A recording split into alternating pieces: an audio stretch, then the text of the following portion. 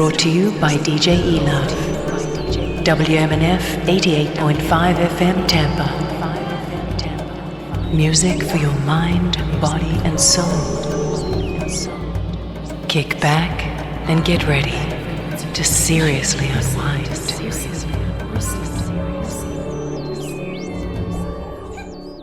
This is the Ultrasounds Show, and my name is Eluv.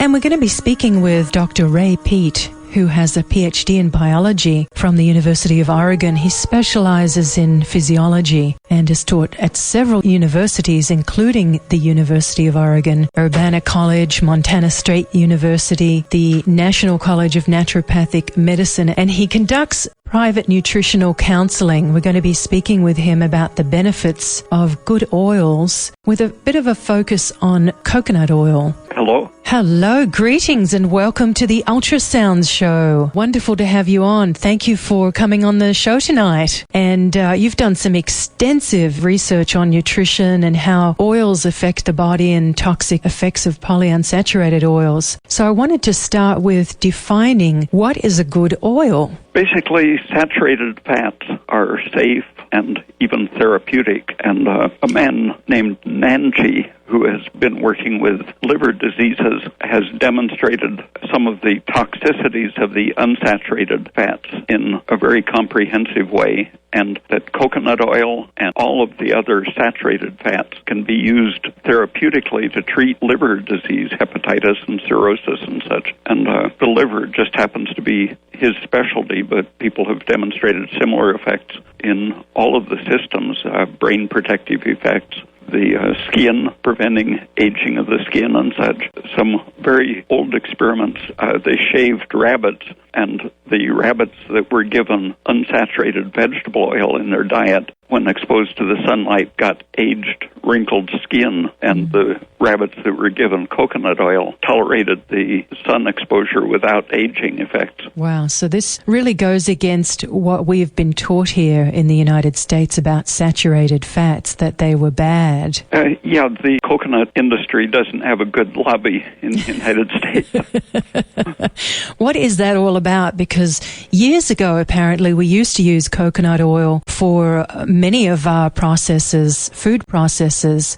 And what happened to that? Oh, for 100 years, it was a good, cheap oil that they made Oreo crackers and tortilla chips and potato chips. And it was very popular because you could store it in a barrel as long as you wanted, and it never got rancid. But in the Second World War, the islands weren't accessible, and they started experimenting with using other seed oils, and animal food was one of the first places that they experimented with the unsaturated fats. And they started seeing animals, rats, and other lab animals dying with softening of the brain and degeneration of the gonads.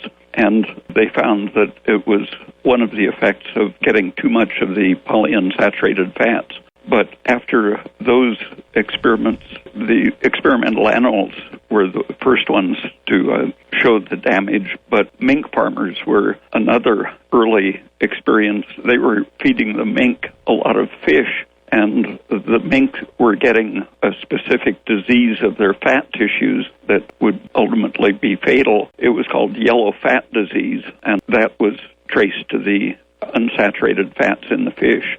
So the early vitamin E studies showed that it would protect to a great extent against the overexposure to the unsaturated fats, and that led to vitamin E being thought of as an antioxidant primarily, though vitamin E originally, research showed that it was an anti-estrogen. For various reasons, it came to be described only as an antioxidant because it protected against the polyunsaturated fat excess. The reason there's a connection is that estrogen excess causes the oxidation of the polyunsaturated fats, and so an excess of either estrogen or polyunsaturated fat amounts to the same thing as a vitamin E deficiency, leading to sterility and brain problems and skin aging and so on. Is vitamin E a saturated oil?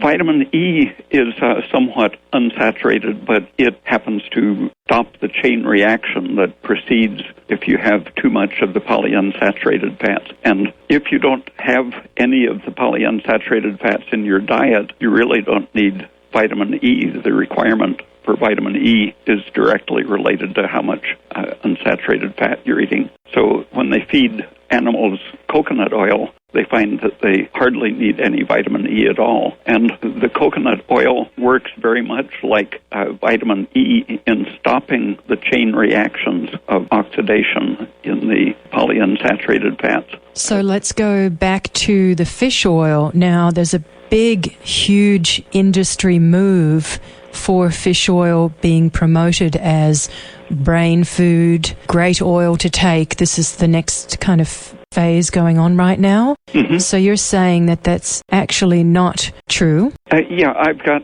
several articles on my website that one of them describes the history of the concept of unsaturated fats being essential as a nutrient.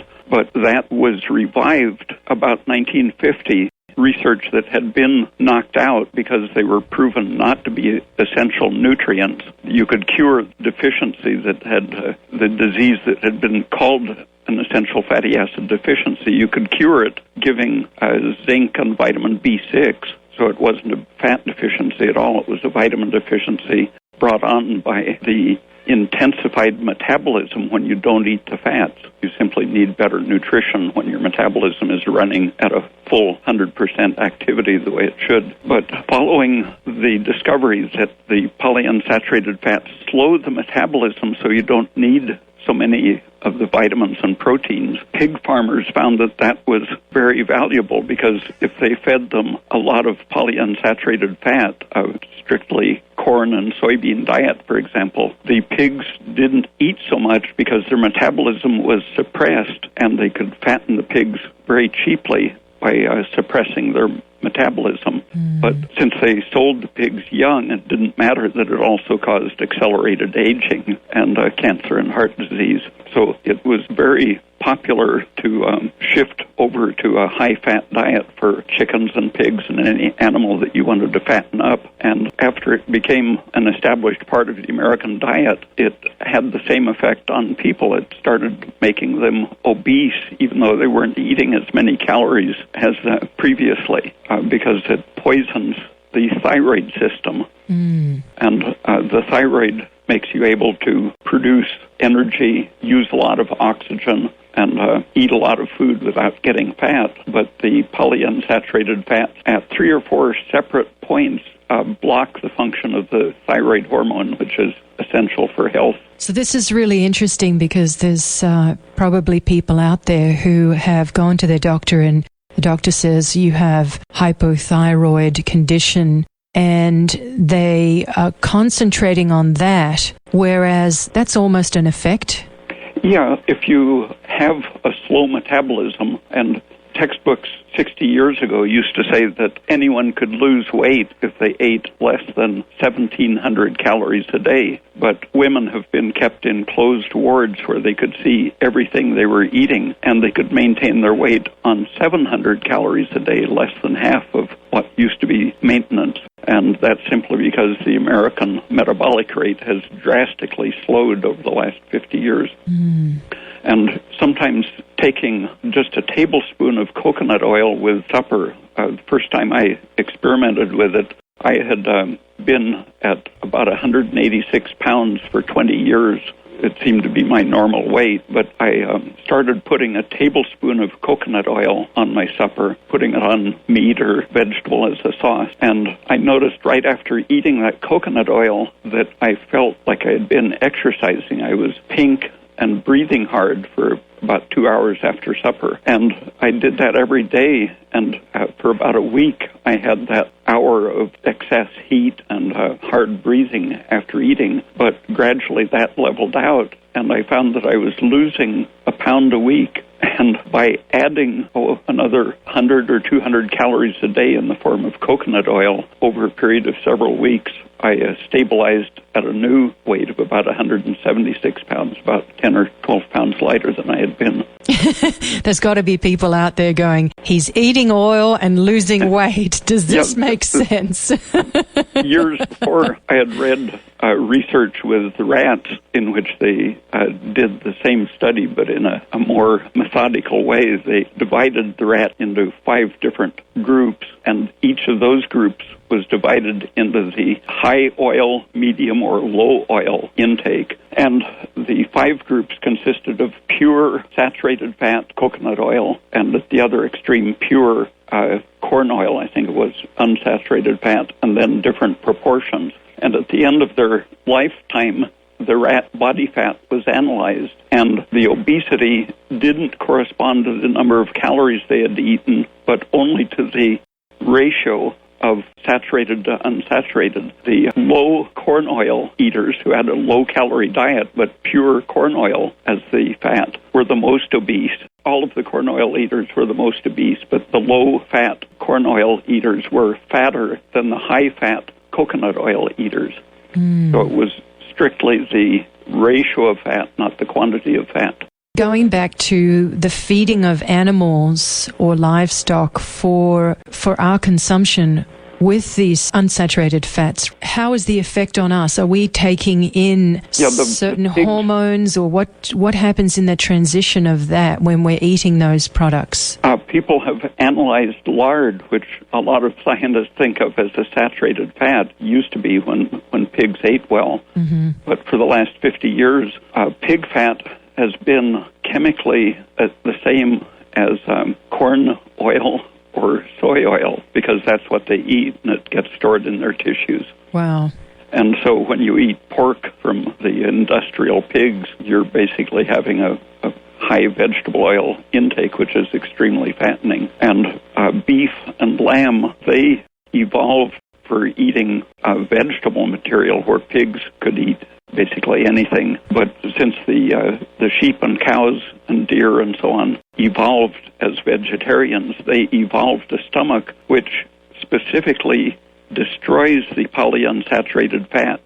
They have enzymes which happen to use vitamin E in the process of destroying the polyunsaturated fat, and their rumen can take care of about 98% of the vegetable oil in their food, destroying it, turning it into saturated fat. That's fantastic. It's good to know as far as making choices for regular diet, too. Yeah, that's why milk, even fairly fat milk or whole milk, is not associated with obesity. Where I first noticed it was on a trip. I was in Russia where everyone was fat, and when I crossed over to Finland, and I hadn't been able to get any good milk in Russia, but just crossing the border into Finland, everyone had milk and cheese in their stores, and I noticed that everyone was slender and healthy looking there.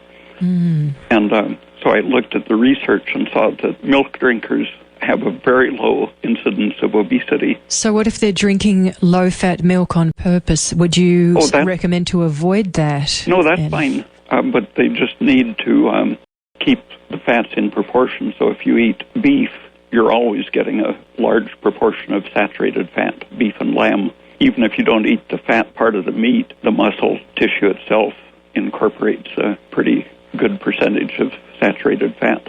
And would that be the same for duck or pheasant? No, those animals reflect exactly what they eat. They don't have the detoxifying system, and so they're pretty unsaturated. It happens that they live at a very high body temperature, though, so poultry is not as bad as pork or rabbits or other animals that don't live at such a high body temperature, because the higher the temperature of the organism, the more saturated the fat has to be. And the extremely unsaturated fats are oxidized and break down so fast that in a chicken or a pheasant, they just don't make it into the tissue the way they do in a rabbit or a pig. And what about the fish? If the fish oil's not good, is that simply because it's not good taken separately? How's fish? Well, if you have ever had a piece of fat fish laying around at room temperature, it's even worse than leaving canola or soy oil or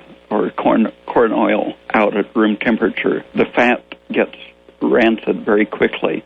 That's because it's evolved to live in cold water at just slightly above freezing temperature. And at room temperature, it starts oxidizing quickly. Anyone can do a simple experiment. If you have a quart of an unsaturated vegetable oil, you can put a cork in it and a small rubber tube from the top of the bottle into a glass of water. And at room temperature, the oil acts like it's respiring. It's burning oxygen and breaking down, turning into basically a plastic or varnish-like material. And it sucks the water up the tube, just like a small organism was breathing in the bottle. Fish oil is even worse than the standard seed oils, unless, for example, there's an Amazon river fish where the water is very warm in the Amazon, and that fish has fat that's very similar to olive oil and is much safer, but we never get those in the United States. What about fish from Florida, being that it's a little warmer? Yeah, undoubtedly they're safer. Any organism exactly reflects the temperature of the tissue, with the warmer tissue having a more saturated fat because the unsaturated fats break down so quickly at high temperature. A biochemist put sweaters on pigs and found that their fat was more saturated just by keeping their skin warmer. I can just visually see that. You mentioned olive oil. I was speaking with someone in Israel this week, and they were saying that they don't have coconut oil as a local commodity, and they happen to get their olive oil from somewhere up in the mountains, and they said the olive oil is organic. And she asked me, is that a good oil for us? It's one of the best oils that we can get in the United States next to coconut oil, but it still is about 10% of the toxic polyunsaturated fat, so you don't want to use more than just enough for flavoring. Spoonful now and then gives good taste without giving a toxic amount of the polyunsaturated. And is there a particular quantity of coconut oil that someone would want to consume each day to reap the benefits? Well, I've known people who would eat ounces a day when they wanted, like one study was using a fraction of coconut oil for treating brain tumors, and it's sometimes used for treating epilepsy, but I've known people who were wanting to reduce their fat thighs or something very quickly, and so they would eat 5 ounces a day. And one very fat person thought he would lose weight quickly, and so he drank a cup of coconut oil for supper and said he thought he would explode. He was so hot, and he would never touch it again. But usually with a tablespoon once or twice a day, that will intensify your metabolism and make you lose weight easier. And you were mentioning that it reduces the estrogens. Is that through the process of the thyroid? Yeah, the thyroid activates the liver, assuming that there's enough protein and B vitamins in your diet.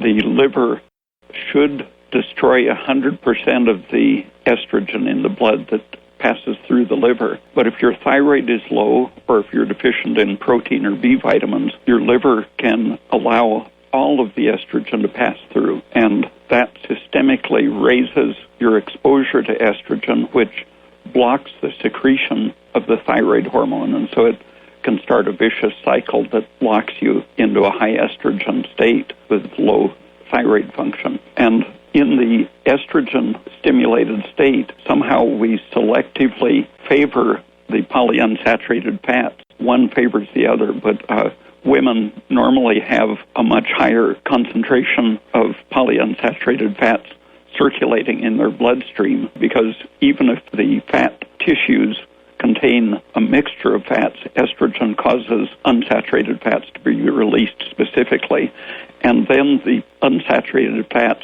activate the so-called estrogen receptor and intensify the effect of estrogen on the cells. So does this have an effect on cellulite, on creating cellulite? There's usually a lot of water in the tissue under the influence of estrogen, because both estrogen and polyunsaturated fats cause cells to be more permeable. Water leaks out of your capillaries very easily when you're overexposed to estrogen or polyunsaturated fat. And so even though you might not have a lot of fat in your tissues, the estrogen specifically around the thighs intensifies the leakiness and causes water to accumulate in those tissues as well as fat.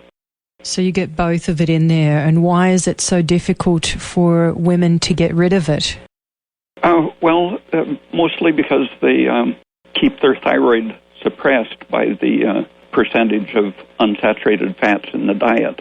The gland is unable to break down the stored thyroid hormone under the influence of either estrogen or polyunsaturated fat. Both of them block the enzyme that secretes it, and the protein that transports the thyroid hormone in the blood is competed against by both estrogen and polyunsaturated fat, and the action of thyroid hormone in the tissues at different sites, the action is blocked by polyunsaturated fats. Moving along in terms of the differences between different processing of the oil. So if someone says, great, I'd love to do the coconut oil, how is the best way to take it? Is it cold pressed? Is it virgin? Is it expeller pressed? What's the differences between those styles? For at least 100 years and for probably thousands of years in India and other tropical climates, they have filtered it through clay or other material to remove the debris produced when you crush the coconut. And that was done originally because particles of material cause the oil to go rancid by liberating enzymes which break down the fatty acids, free the fatty acids, and the carotene and other nutrients in the oil, when it's in its crude form, are also removed in the filtering process. And the research of all of the benefits of coconut oil, the research was done using the highly filtered, tasteless, pure product. So it's the oil itself, not the nutrients in the natural product, that have such a range of benefits. So it's not the actual pulp of the coconut? No, it's that's all removed so that the oil will last a long time and be stable. And the protein itself has been tested as a food for various animals, and it's okay as a food. Most people can't digest it in its ordinary form because it has a high cellulose content. And so it can cause gas if there's the pulp material in it. And the product they call coconut milk is hard for some people to digest because of the vegetable material in it other than fat. The nutrients are there in the fresh oil, and it's delicious. If you want to make ice cream or cookies out of it, it has a coconut flavor and has a great taste, and it contains vitamin E and carotene and so on, but it doesn't keep very well. So for the weight loss and anti-cancer, anti-inflammatory, liver-protecting effects and so on, just the plain tasteless filtered oil is fine, and it happens to be extremely cheap. Currently, a 5-gallon bucket is about $50, 40 pounds, I think, they weigh. And is that a cold process? And what's the difference between cold processed or virgin or expeller pressed? Well, the traditional way in India and the Philippines and Laos and Indochina was to crack the nuts open, let them dry somewhat so they could peel out the ripe coconut flesh, and then they would chop it up and boil it, and the oil rises to the surface where they would skim it off. And so it was hot processed, but only at the temperature of boiling water. And when that's filtered, it lasts forever, practically. But if you want to get the full taste for making ice cream and such, you can use a slightly unmature nut that's a little softer and grind it up, and the oil that rises is still going to have some of the tasty material in it, and it has a very pleasant taste, but it isn't anything but a treat, really. Its nutritional value isn't so great. How long does it take to see the benefits after consuming coconut oil for a little while? Well, you can feel the effect usually in about 30 minutes, after eating it, you notice that your pulse rate goes up and your hands are warmer and such. And that's the immediate effect, which is beneficial. It's starting the process, but the other processes take various periods depending on how fat you are. It might take a year to get your oil exchanged. All animals exchange their fat between their stores and their diet at about the same rate, and a complete change takes 4 years. So if you've had a very unsaturated diet for most of your life, your thyroid is going to keep being suppressed for 2 or 3 years anyway, even after you've changed over to the saturated fats. And would it help the thyroid if the thyroid is fast as well? Does it help to balance it out? Yeah, usually when the thyroid is overactive, if your pulse rate is over 100 at rest and if your temperature sticks around 99 degrees Fahrenheit and your hands are always red and sweaty, usually that is a self-correcting process that after about 6 weeks, your thyroid has unloaded the excess. And in the last 50 years, people are frightened by that overproduction of heat. They go to a doctor and the doctor kills their thyroid gland. But it really is a self-corrective process usually when the thyroid is overactive. So you're really saying, in a nutshell, that given the right fats, the body has the capability to absolutely regenerate and heal itself from the most serious conditions. Yeah, there's a man in Israel, Gershom Zayachek, who has a website that's very interesting. He calls it the streaming organism, and he cites evidence in which all of the tissues and organs studied are in fact streaming, regenerating themselves constantly. New cells are always being born in the brain, the eye, the liver, adrenal glands, thyroid, and so on. And all you need is energy to keep that regeneration going at a good rate. And the thyroid is the main thing that provides that energy. So we really have a food that's so suitable for the thyroid in taking in our saturated fats through coconut oil. Yeah, the main value is that they will go to the same places that the toxic stored polyunsaturated fats go, and so they interrupt the anti-thyroid effects momentarily. Like when you eat a tablespoonful of coconut oil, it quickly gets into your bloodstream, and while it's circulating, it's relieving the suppression of your metabolism by simply getting in front of the suppressive molecules.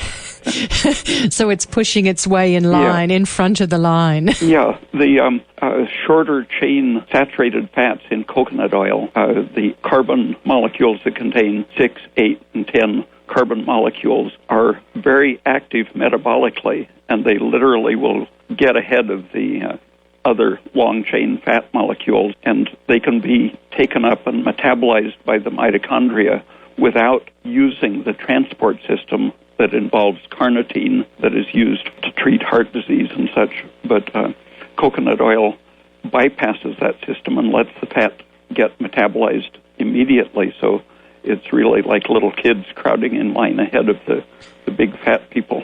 And it sounds like it's acting more like a carbohydrate in terms of that than a fat. Yeah, exactly. It's as easily metabolized as a sugar molecule. So it's both helpful to the liver and less stress on the liver at the same time, curative. Yeah, and those short-chain saturated fats happen to have sort of a hormone-like effect. They have an antihistamine effect because they help to quiet the immune cells, keep them from producing too much histamine, and they protect cells from overreacting to toxic excitants like histamine.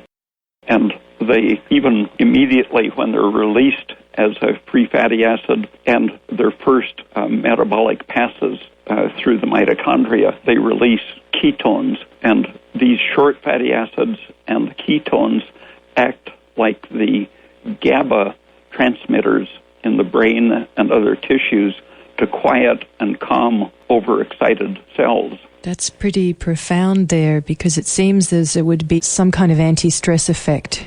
Yeah, and the GABA system, people usually think of it as a nerve transmitter, but it's really active in all types of cells. And it helps, for example, to slow excess cell division in tumors, and that's probably one of the reasons that the saturated fats are protective against tumors, that it's applying the brakes the way the GABA molecule would. In your personal nutritional counseling, have you seen people that have started on the coconut oil that have had tumors or other serious diseases? Have you seen them shift? Well, yeah, but if a tumor goes away by itself, it wasn't a cancer. So right. Lumps go away, but according to the doctrine, a cancer doesn't regress, and so every time a lump regresses, it wasn't cancer, according to the orthodox definition. Which I personally, I respect. I do coconut oil every day, several times a day. I drink it, I eat it, I put it in my smoothies, and I also use it for skincare. Yeah, it's the rabbit experiment was using internal coconut oil and showing that it protected against skin aging and sunburn. But if you happen to be sunburned, you can apply coconut oil quickly and get a protective antihistamine effect, because what happens when the sun hits your skin is the excitation quickly spreads to the polyunsaturated fats in your skin cells and creates a progressing after effect, and the saturated fats can interrupt that spreading of destructive oxidation through the polyunsaturated fats, even right in your skin when you put it on the surface. And wasn't there studies in Thailand and in Asia for the fact that their skin was able to handle sun better by their intake of coconut oil? Yeah, I had read the animal experiments for years and years, but I was consulting with some people in San Diego. There was a doddering old man and his attractive young Filipino wife.